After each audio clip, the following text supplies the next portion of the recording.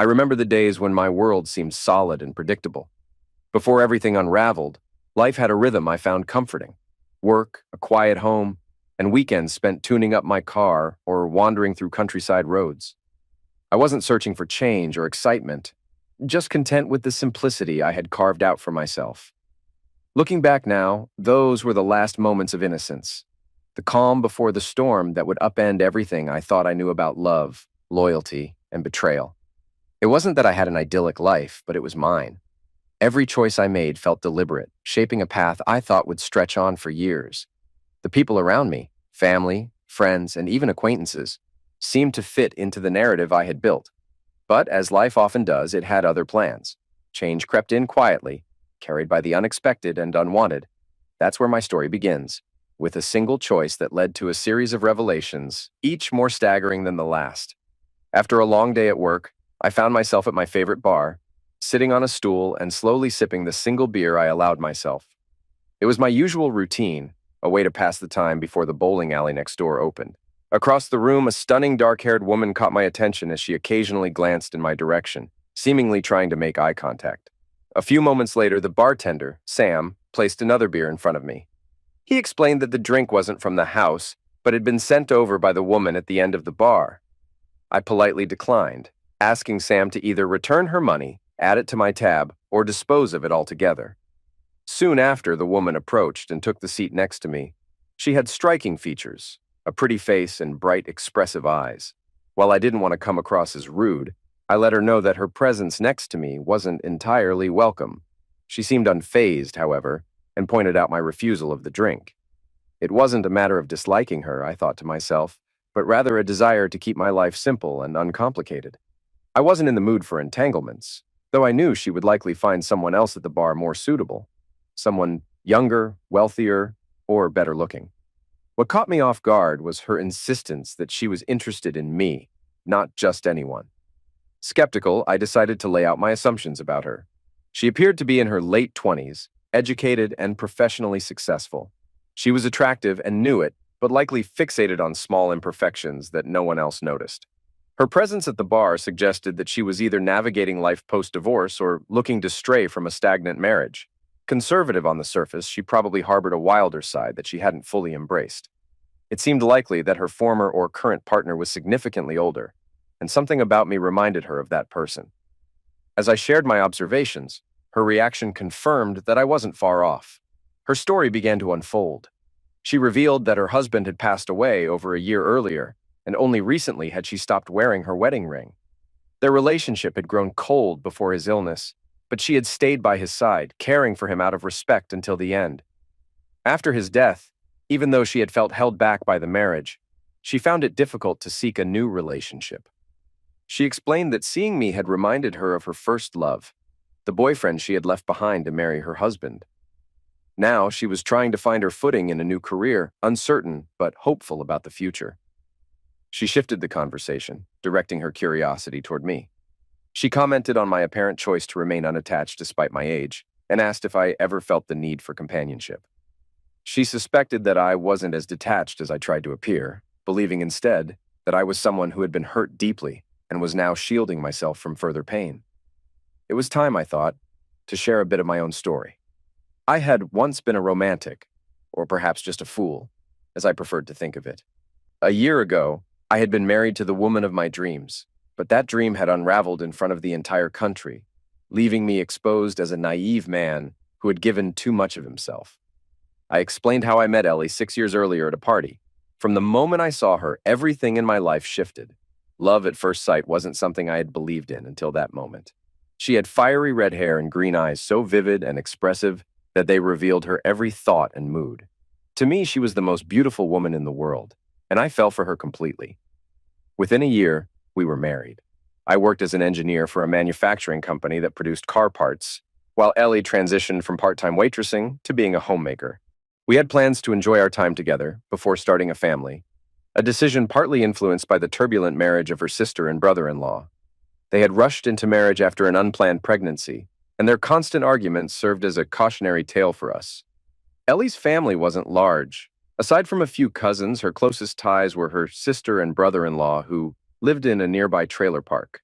Ellie had lived with them until our marriage, and I suspected they were relieved when she moved out, as it freed up space in their already cramped home. Despite this, they still frequently visited us to use our pool.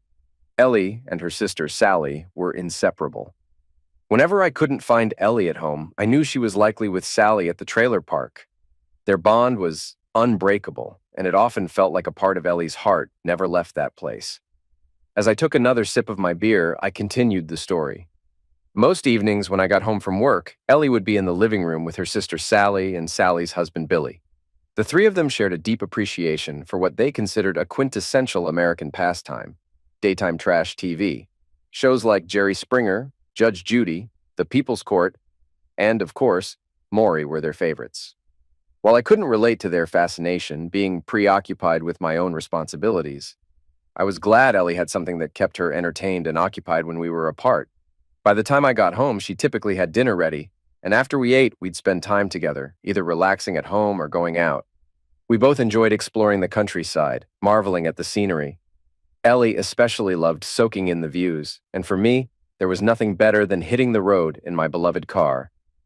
That car was my pride and joy, a gleaming Arctic white 2008 Mustang GTCS convertible. For those unfamiliar, it's a California Special GT convertible, customized to perfection. Ellie used to joke that the car and she were in a constant battle for my attention, and she wasn't entirely wrong. Cruising in it with her by my side felt like a dream. The car had a cherry bomb exhaust system that sounded incredible, even if it didn't exactly comply with California's emission standards. It also featured cross-drilled and slotted rotors, Arctic white brake calipers to match the body, and tinted windows and headlights. To this day, I still adore that car. Interestingly, none of these moments would have unfolded without Sally's presence. I had no ill feelings toward Sally. In fact, I admired her for her genuine heart. She bore a resemblance to Ellie, but was a few years older, slightly taller, and carried a bit more weight.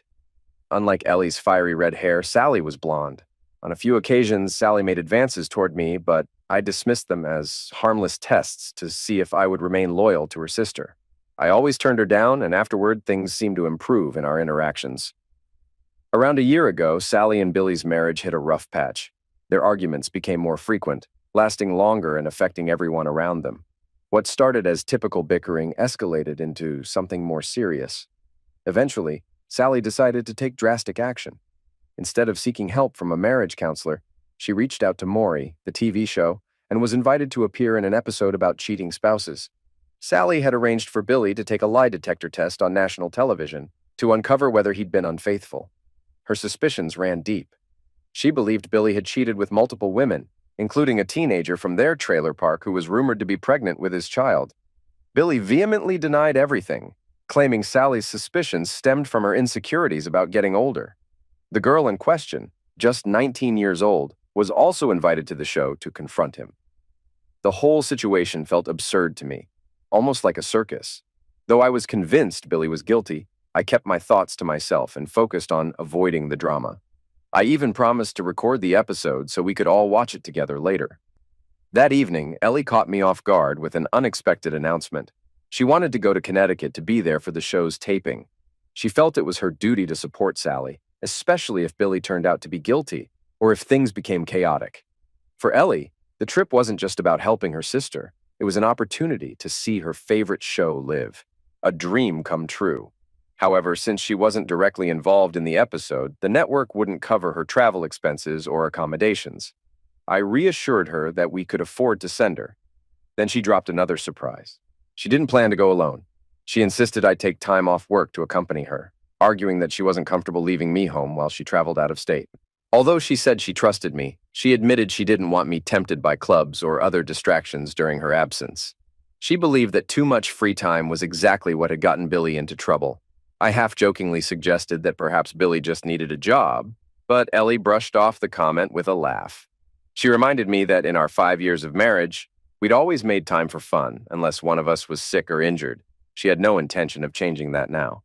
A few days later, we all boarded a flight to Stamford, Connecticut for the show taping. At the airport, a production assistant met us and escorted us to our hotel. While the production team headed off to prepare for the next day's filming, Ellie and I settled into our room. Ellie playfully flopped onto the bed, clearly trying to grab my attention as I unpacked. Her gaze lingered on me, her expression mischievous. But before the moment could evolve, Sally burst into the room unannounced. Ellie, visibly annoyed, asked why Sally wasn't at the studio. Sally explained that the producers were focused on Billy since he was scheduled to take a lie detector test. She'd only been required to answer a few questions and film a short clip about her suspicions. The production team, she added bitterly, seemed more interested in the woman Billy was accused of cheating with than in her. Turning to Ellie, Sally asked the question that hung heavily between them. Did Ellie think Billy was really cheating? Ellie didn't respond directly but squeezed my hand, her silence betraying her true thoughts. It seemed clear that she believed Sally's suspicions were justified. Ellie reassured her sister, reminding her that no matter what happened, she wouldn't face it alone. She offered support, promising that if Sally and her kids needed a place to stay, our home was always open to them. Sally looked at me, then back at Ellie, remarking on how lucky Ellie was to have a husband she could trust. She doubted I'd ever betray Ellie the way Billy had likely betrayed her. Then, lowering her voice, Sally admitted a secret. Ellie cut her off with a knowing look, acknowledging that Sally had already tried to confirm Billy's fidelity in her own way. Despite her fears, Sally's love for Billy was evident, and she admitted she might forgive him, eventually, if he was willing to change. He'd need to stop cheating, find a job, and give their kids a better life than their cramped existence in the trailer. But she also confessed she wasn't sure she could live without him. Years together had created a bond that was hard to break, even in the face of betrayal. After Sally left the room, Ellie leaned into me, whispering how grateful she was for our relationship. She softly reminded me of her love and joked about how different we were from Sally and Billy.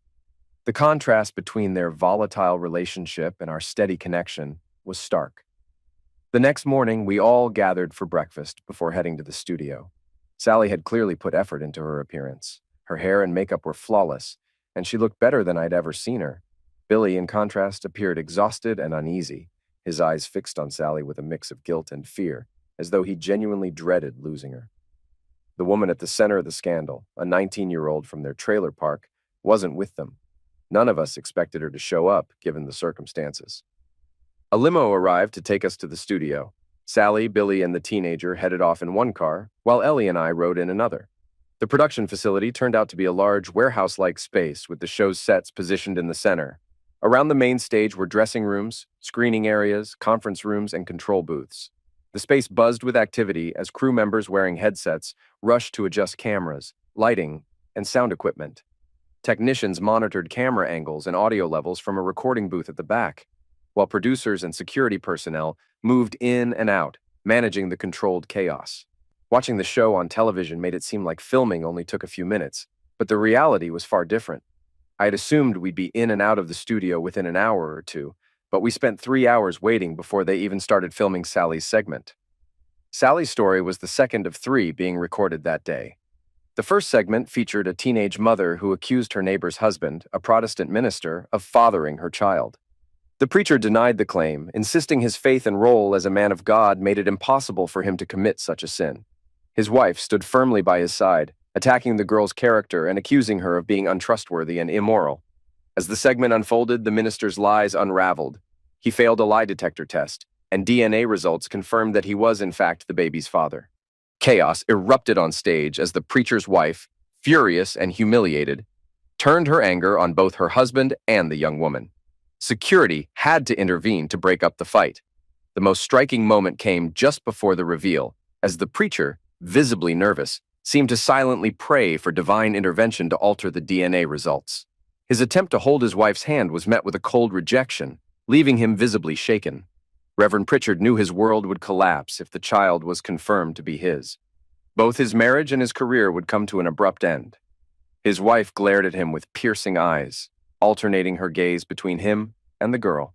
Meanwhile, the girl sat casually in her chair, seemingly unfazed. It was as though she accepted the immorality of her actions but felt at ease, knowing the truth would soon validate her claims. For her, confirmation of paternity meant legal grounds to demand child support, offering some respite from her otherwise difficult life. Under the glaring studio lights, an expectant silence filled the room as Maury addressed the paternity of 10-month-old Amber Marie. With calculated drama, he stretched the moment before delivering the verdict. "Reverend Pritchard," Maury finally announced, "you are the father." The disgraced pastor leapt from his seat and fled backstage, pursued by his wife's furious cries for a divorce. On stage, the young mother sprang to her feet, launching into a triumphant dance so provocative it could rival any professional performer's. The audience erupted in cheers, swept up in the chaos, and even I found myself chuckling at the absurdity of it all. Ellie nudged me sharply in the ribs, reminding me in her own playful way that she could easily outperform the celebratory moves of the young woman if she wanted. As the commotion subsided, Sally stepped onto the stage, taking a seat opposite Maury. She began recounting her 7-year relationship with Billy, during which they had 5 children together. She spoke openly about their struggles, describing life in a cramped trailer and Billy's chronic unemployment, though she emphasized her unwavering love for him. The crowd applauded her devotion, celebrating her resilience in sticking by her man through thick and thin. Sally went on to explain how things had taken a turn for the worse. Rumors of Billy's infidelity had begun circulating, with whispers that he had not only cheated on her but might have impregnated another woman from the trailer park. The audience groaned in disapproval, though no one seemed entirely shocked by the revelation. The studio screen then displayed Billy's pre-recorded interview. In the footage, he declared his loyalty to Sally and expressed his dismay at her distrust. He claimed that Sally and their children were his world and insisted that taking a lie detector test would signal a lack of faith in him, making him consider ending their marriage. The crowd responded with loud boos, though Sally's expression softened, revealing her conflicted feelings.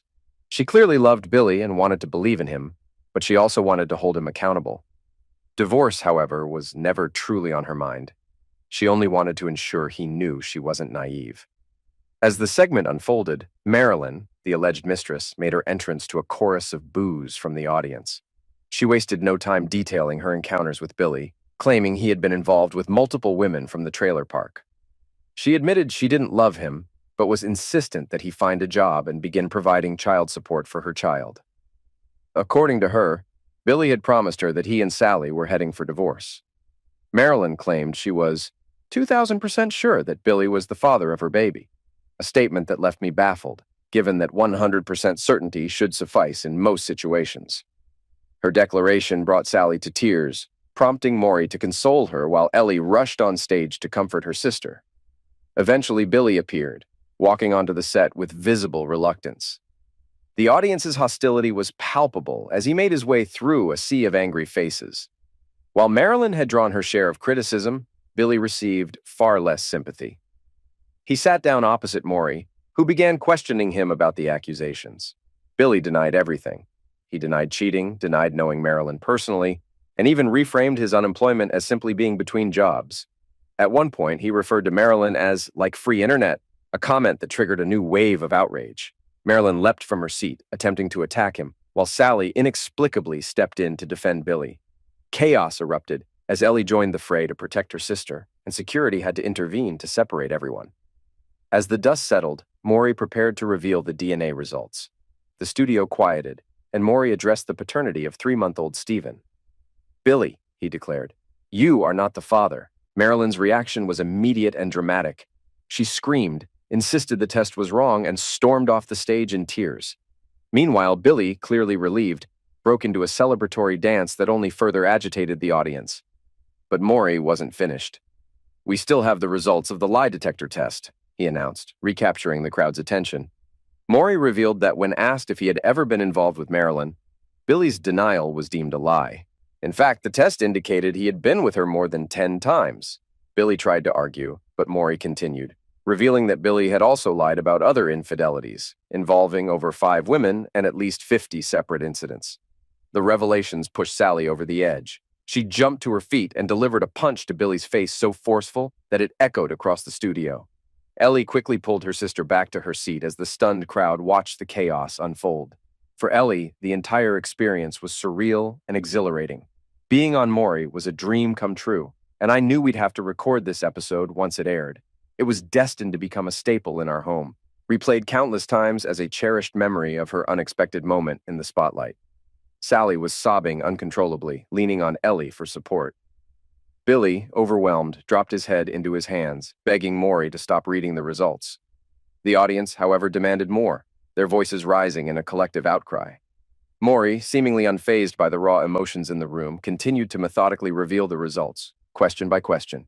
With each revelation, the tension escalated, pushing both Billy and Sally closer to the edge. The entire spectacle felt surreal. Despite my sympathy for Sally, I couldn't help but stifle a laugh at the absurdity of it all. Suddenly, Sally bolted upright, her face twisted with fury. She unleashed a torrent of accusations at Billy, her rage so intense that even Maury instinctively stepped back. The exact words were muted for the broadcast, but I had no doubt what she'd screamed. She wanted to know the identities of the women Billy had deemed more valuable than his own children. Sally's anger radiated through the studio. Ellie joined in, shouting insults at Billy, but his response shifted the air in the room. Without hesitation, Billy turned to Ellie and delivered the blow that would unravel everything. "Since we both know you were one of them," he said, his voice cutting through the chaos. Time seemed to freeze. The room fell silent, and the cameras quickly panned between Ellie and Sally, capturing their stunned faces. Ellie's horrified, "No!" echoed in slow motion, but her eyes betrayed the truth. She turned to me, her gaze pleading, but I didn't need further confirmation. Billy's words had already shattered everything. "If you don't believe me, ask your husband to take a lie detector test," Billy added.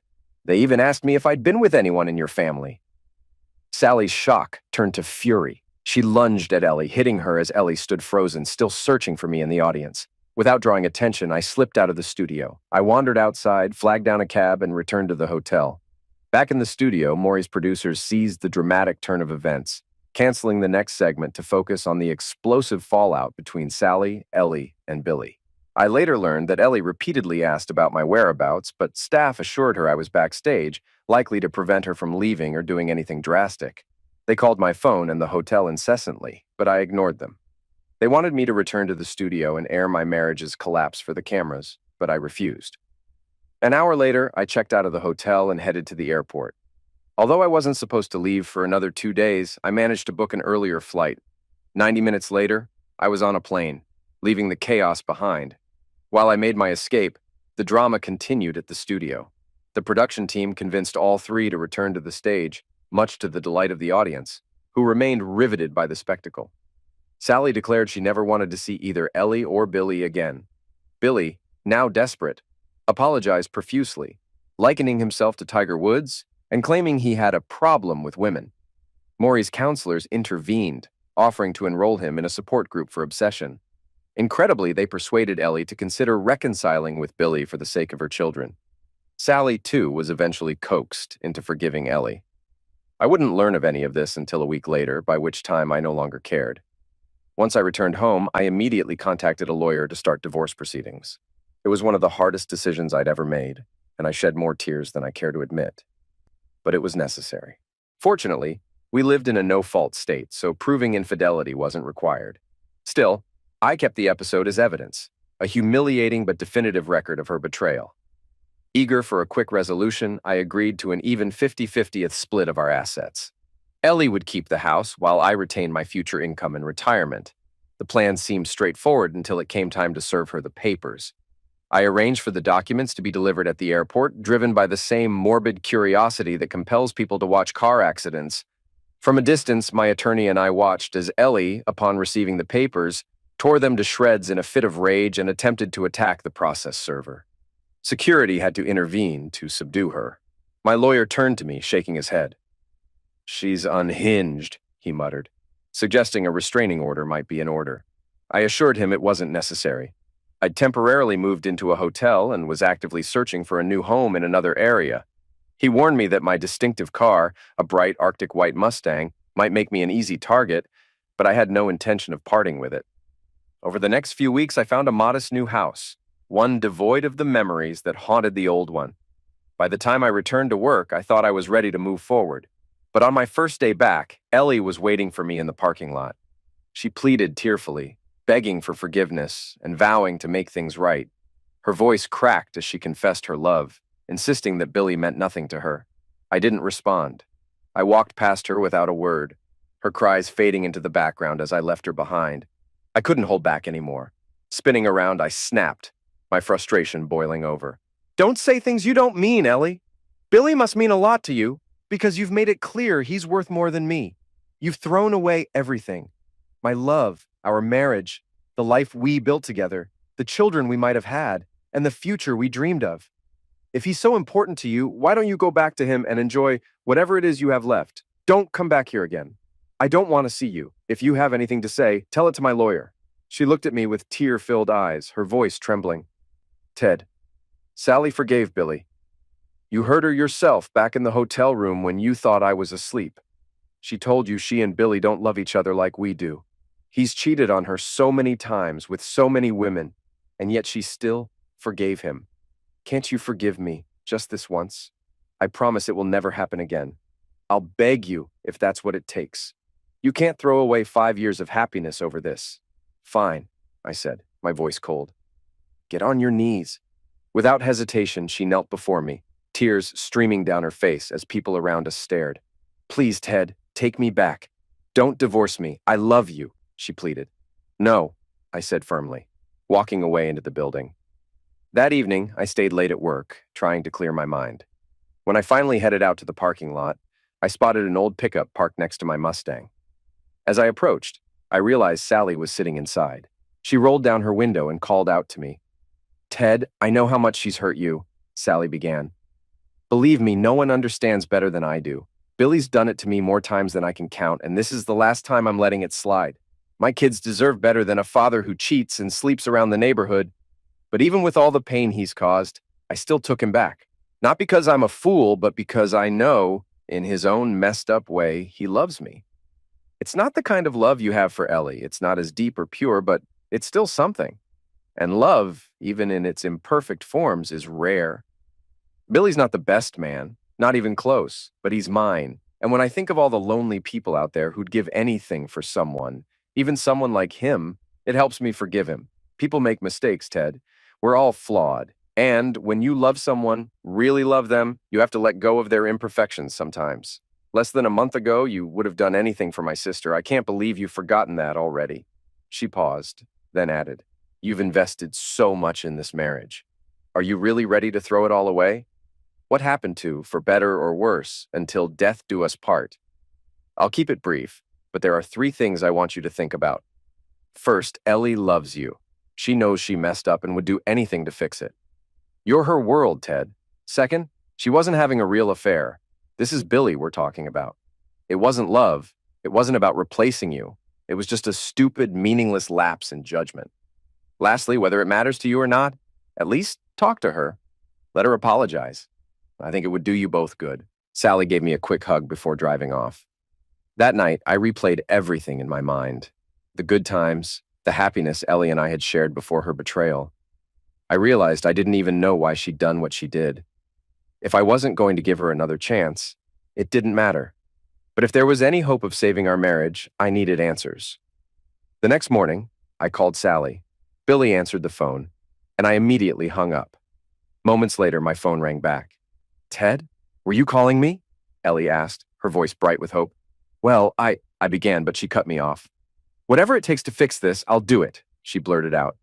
I know I screwed up, but I'll never do it again. Just give me another chance. I wasn't calling for you, I said bluntly. I wanted to talk to Sally. Oh, her tone shifted, disappointment heavy in her voice. Ted, I'm sorry. I miss you so much. You don't know how empty I feel without you.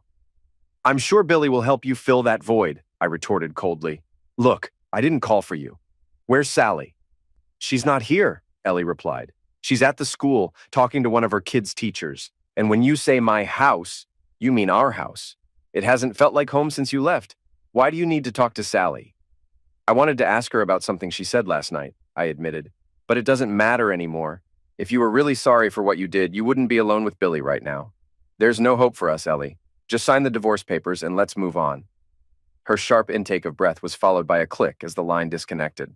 A second later, I heard her scream and cry through the phone. I hung up, feeling no need to listen further. About an hour later, Sally called, her voice tight with anger. She accused me of making things worse for Ellie, saying that her sister was even more distraught after my call and needed help just to sleep. I explained that I hadn't meant to upset anyone. My intention had been to talk to Sally, but when Billy answered, I hung up. Ellie called back, and though I hadn't been ready to speak to her, our brief conversation left me wondering if there was still a chance for us. To ease the tension, I suggested meeting Sally for lunch. She reluctantly agreed, and we decided to meet at the mall. When she arrived, her natural beauty was evident. Soft makeup enhanced her features, her blonde hair was elegantly styled, and her freckles peeked through a light foundation. Despite this, her casual clothes felt mismatched with her polished appearance. I took her to a dress shop where she tried on several outfits. A gray dress with floral and black patterns was perfect, accentuating her figure while gracefully concealing the effects of having 5 children. I brought Sally to a nearby steakhouse, one that happened to be Ellie's favorite. As we sat, I noticed people admiring Sally, though she seemed unaware of the attention. I was glad to give her a brief escape from the burdens she carried daily. Over lunch, I asked her how she had managed to forgive both Billy and Ellie and move forward. Sally opened up about her conflicted emotions. She loved her sister deeply, but was consumed by anger over the betrayal. Her feelings toward Billy were even more complicated. She couldn't bear to see him again, and if she and Ellie salvaged their relationship, she vowed that he would no longer be part of their lives. Sally admitted that forgiving them had been far from easy. While she loved Ellie, she struggled with resentment, unable to fully let go of the pain. She confessed that she didn't understand why Ellie had done what she did, or if there had been others. Her voice softened as she wondered how I managed to cope with Billy's behavior and keep moving forward. As she spoke, the weight of her pain became evident. Tears shimmered in her eyes, mirroring my own, though we both pretended not to notice. Sally revealed that she wasn't as strong as I thought. Every time Billy cheated, it deeply hurt her. Even before the Maury episode, she had already resolved to take him back, regardless of whether the other woman was pregnant. But learning that Ellie had been involved broke her in ways she hadn't anticipated. She shared more about their past, explaining how their mother had died when they were young. Ellie was 7, and Sally was 9. Their father had been unfaithful for years, and Sally recalled frequently asking her mother where he was, only to hear that he was with another woman. After their mother's death, the two sisters essentially raised themselves, learning hard lessons about life and relationships. Sally admitted she was like her mother in some ways. Despite Billy's flaws, she continued to hope he would grow up and change, even though she wasn't sure that hope was realistic. Her faint smile didn't quite mask the sadness in her eyes, and the silence between us grew heavy with shared pain and unspoken questions. For a moment, we simply sat there, two people grappling with betrayal and trying to make sense of the lives we'd built around fragile hope. Sally insisted that Billy wasn't a bad or abusive man. He had never hurt her or the children physically, even in anger, but his inability to remain faithful was a constant source of pain. Despite his flaws, she struggled to let go of him. She saw his smile reflected in her children, and his presence was intertwined with her family's identity.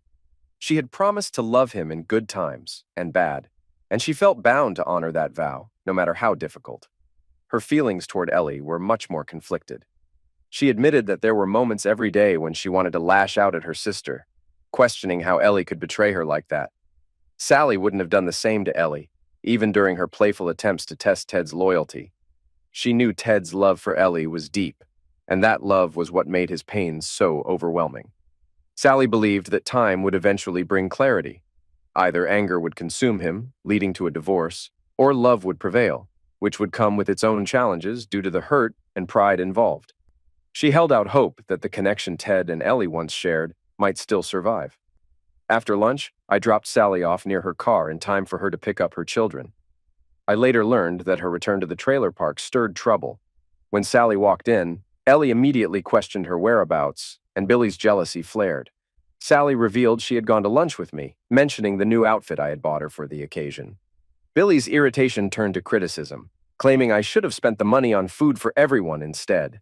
Sally, however, defended me, pointing out my consistent generosity toward their family and contrasting it with Billy's betrayal of my marriage. Sally confronted Billy about his actions, accusing him of repaying kindness with destruction. She reminded him of how much pain I was in and how his actions had irreparably damaged relationships. She warned him that he was no longer welcome at my home for swimming or watching sports, and emphasized that I was done with him. Billy, however, dismissed her anger with a nonchalant attitude, claiming his behavior was harmless.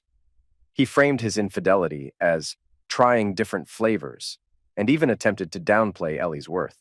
Sally countered, asserting that Ted's love for Ellie was genuine, something she had always hoped her sister would have, a man who put her first. She expressed frustration with Ellie, saying that Ted's devotion was rare and Ellie had jeopardized everything by giving in to temptation. Ellie defended herself, but Sally told her she needed to accept that Ted might not come back. She reminded her sister that Ted had truly loved her, but had expected fidelity in return. Ellie admitted her regret, confessing that she missed Ted deeply and didn't know how to fix the situation. Sally, frustrated, asked why Ellie had been unfaithful if everything had been so good. Billy cruelly interrupted, mocking Ellie and implying that anyone could win her over as long as they met minimal standards. Billy then went on a tirade, belittling Ellie further. He threatened to tell Ted about other supposed affairs from their past, including alleged incidents involving a preacher and his boss. His words were intended to provoke, but they only highlighted his mean-spirited and bullying nature. The atmosphere in the trailer park became even tenser after this exchange, with relationships already frayed beyond repair. Sally's confrontation with Billy and Ellie underscored the deep rift between everyone involved, leaving little hope for reconciliation or peace. It was clear that the damage done could not easily be undone. "If you spill any of that nonsense, Billy, I swear I'll end you," Sally hissed. "I won't let you mess up my sister's life more than you already have. And you, Ellie, pack up, get in that car Ted bought you, drive to that gorgeous house of his, and wait for him. I'll talk to him for you, but that's all I'm willing to do." Billy sneered. "I bet she's having a blast with him, Ellie. That's why he's been buying her all those fancy clothes. Maybe they've been cozy since day one, and now that he knows about us, he's ditching your scrawny self for a real woman. No wonder when he calls, he doesn't want to talk to his wife or me, his so-called brother-in-law. All he wants is Sally." With a smirk, Billy added, "So, Sally, does Ted want just you or my kids too? Hell, are those even my kids? You dragged me to Maury's show for the whole world to see our dirty laundry, only to prove you're as bad as me. A cheater just like your sister. I thought I married a decent woman, but maybe I should call old Ted and see if he'll trade me some cash for you." The sharp click of Sally's heels on the trailer floor cut through the tension. She stormed over, her voice sharp. "Billy, you're an idiot. I've never cheated on you, not even with Ted. And Ted, he loved Ellie so much it hurt. He cried over her just like she cried over him." Turning to Ellie, Sally softened. "Ellie, you know Ted's pride won't let him take you back without a reason. He's stubborn, but he still loves you. When you married, you made promises, and breaking those wasn't just some casual mistake. For Ted, trust isn't entertainment. It's a bond. When you broke it, you broke him." Sally sighed, her tone shifting again. "The truth is, people aren't always what they seem. You thought you were deprived, so you ran off chasing every guy who glanced at you. But I envied you. I thought you had it all. Now you've heard what Billy thinks of you, and you've seen how Ted feels. He might still take you back, but you need to fight for him. Call him, beg if you have to, and let him take you far from here." Ellie stayed silent, guilt etched across her face. Sally pressed on, her voice firm but kind. "Ellie, I would never betray you like that.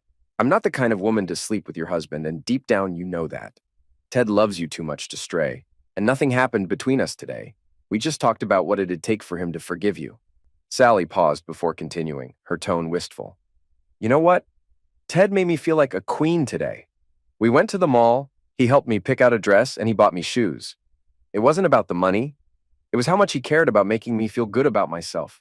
Most women dream of that kind of love, Ellie, and you still have it, but you're throwing it all away for Billy and those deadbeat guys from the trailer park. Don't be that woman, the one who ends up alone, bitter, and forgotten." Her voice grew softer, almost pleading. "The one thing I can hold on to is that all my kids have the same father, and no matter how flawed Billy is, he loves me in his own way. If you lose Ted, what will you have left? Don't let this slip away, Ellie, and let me tell you one last thing. If you and Ted are really done, don't think I wouldn't go after him myself." Billy's obnoxious laughter echoed. "She can't leave," he scoffed. "She's just another cheap trailer park tramp. Every morning, like clockwork, I keep her entertained after you take the kids to school. Today, while you were out, she wasn't just with me. She hooked up with Tom and that smug mailman, too. She's insatiable. The crazy thing is, I believe she really loves Ted, but she's got needs that one guy can't meet. Sure, she's loyal when Ted's home, but the second he's gone, it's a free-for-all. And Ted? He's the kind of workaholic who'll keep grinding himself into the ground just to pay for all this. If she weren't on those heavy-duty birth control pills, who knows how many kids she'd have by now. Mine, Ted's, and probably half the neighborhood's. If you care about her so much, you might as well help her cover it all up. That way Ted can keep working for the rest of us." Billy's laughter rang out again, followed by the slam of the trailer door. "Tell me that bastard's lying, Ellie," Sally demanded. "You didn't hook up with him this morning, did you?" Ellie froze, then broke down sobbing. "I didn't think anyone would find out," she cried. "Ted hasn't even touched me since the show. I couldn't help it. Please don't tell him." I slumped into the leather seat of my Mustang. tears streaming down my face.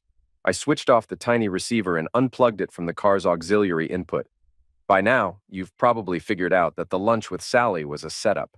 Miniature recording devices had been sewn into the dress and shoes I bought her. I'd planned it all, hoping Sally would confront Ellie and force her to spill the truth. I wanted Ellie to admit what she felt about me and what she'd done.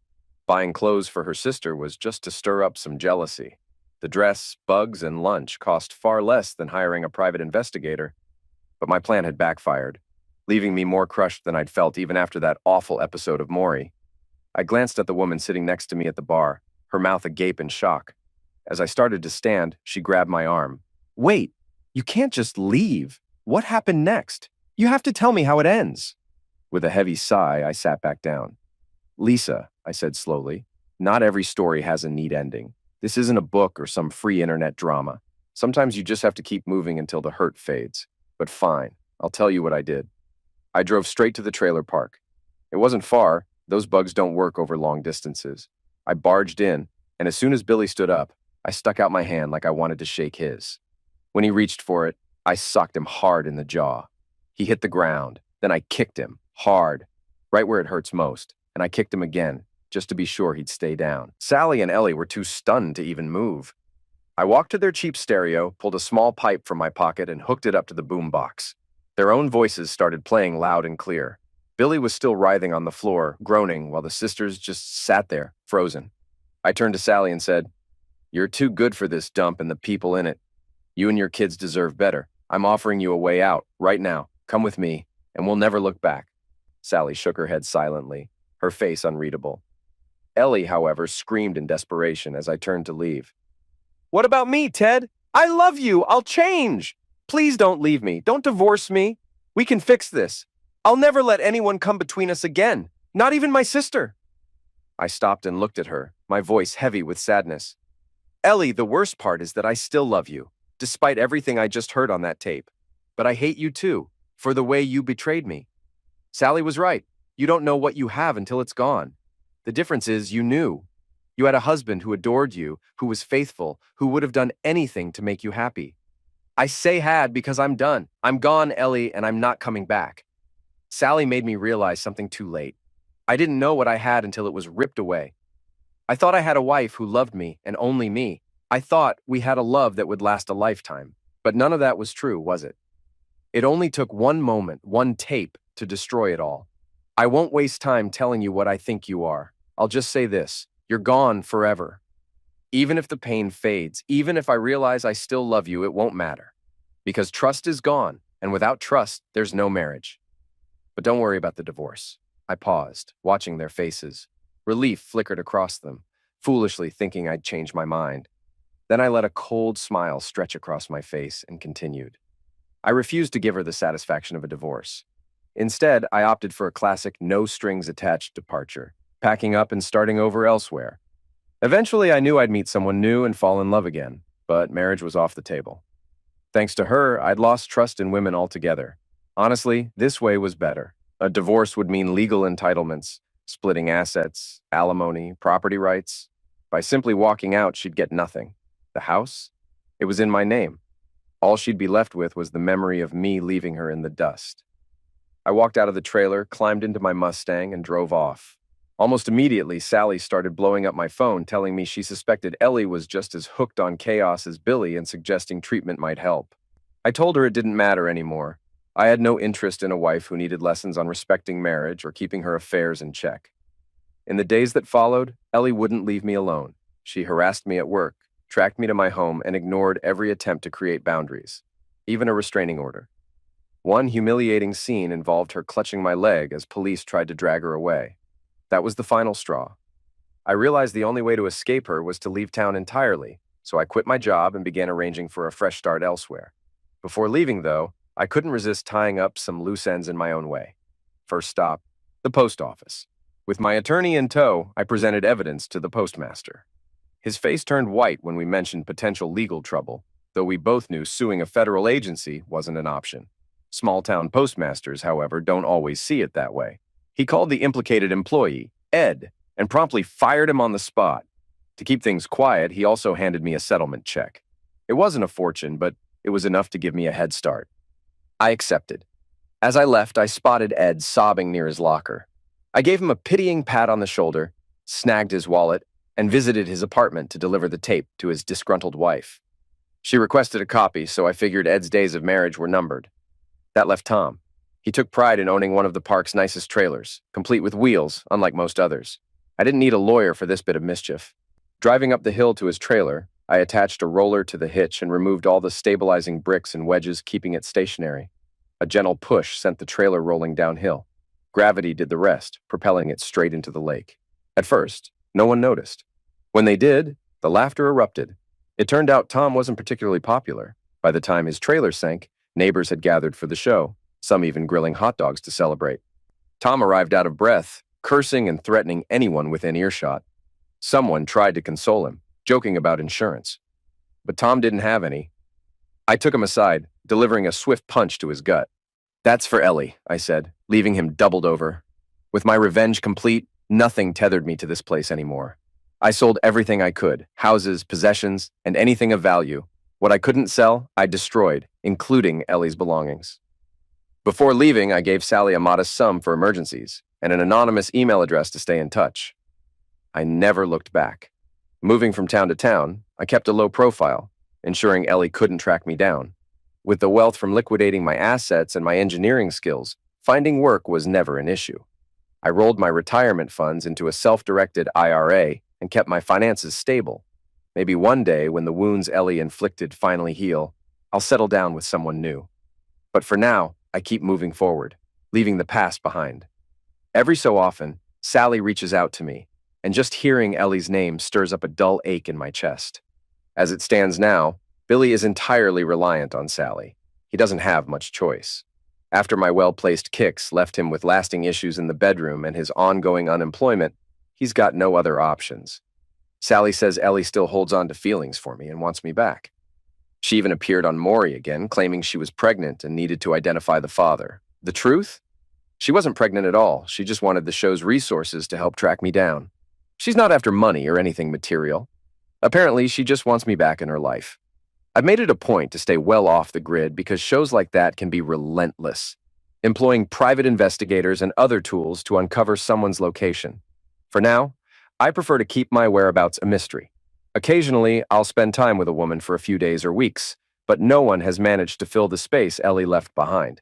As much as I hate to admit it, I'll probably carry a piece of love for that wild, red-headed trailer park girl until the day I die, but loving her doesn't mean I can live with her.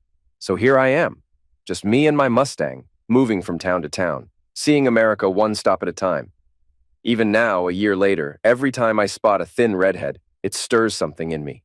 A tear might fall, a sharp reminder that she still lingers in the corners of my mind. But I know her too well. By now, she's likely been through the trailer park and most of the town. I get it. You probably wanted some tidy, happy ending. But life doesn't always wrap up neatly. In fact, this isn't an ending at all. If you want closure, feel free to write it yourself. Lisa tossed her head back, finishing her drink with a confident air. She was striking, with dark hair cascading down her shoulders and piercing blue eyes. "You're not quite what I expected," she said with a smirk, "but you'll do." Reaching into her purse, she pulled out a phone, a badge, and, surprisingly, a small Colt. She dialed a number, and as she spoke, I couldn't help but glance at the badge. Not a cop, I realized, but a private investigator. "This is Lisa," she said into the phone. "No luck here either. Nothing in this town matches. There's a guy driving a Mustang, but it's not the right make or year, and he's way too old. Look, Marty, I'm done. I don't want to spend my life hunting down other people's lost spouses. I've decided it's time to focus on my own life. Tell the redhead and the show that this guy's not coming back. She's wasting everyone's time and money." With that, Lisa placed the phone, badge, and tool on the bar. She turned to me with a playful smile. "So, how about we take a closer look at that Mustang of yours?" I grinned and nodded, leading her toward the door. 6 weeks later, I realized I was in deeper than I'd expected. Since the night Lisa and I left that bar, I hadn't thought about Ellie, not once. One morning, while Lisa was stepping out of the shower, I told her about it. She paused, her dark hair glistening, and smiled softly. "Maybe you don't have the ending to Ellie's story because it already happened," she said, sitting beside me. "That chapter closed when you left Maury.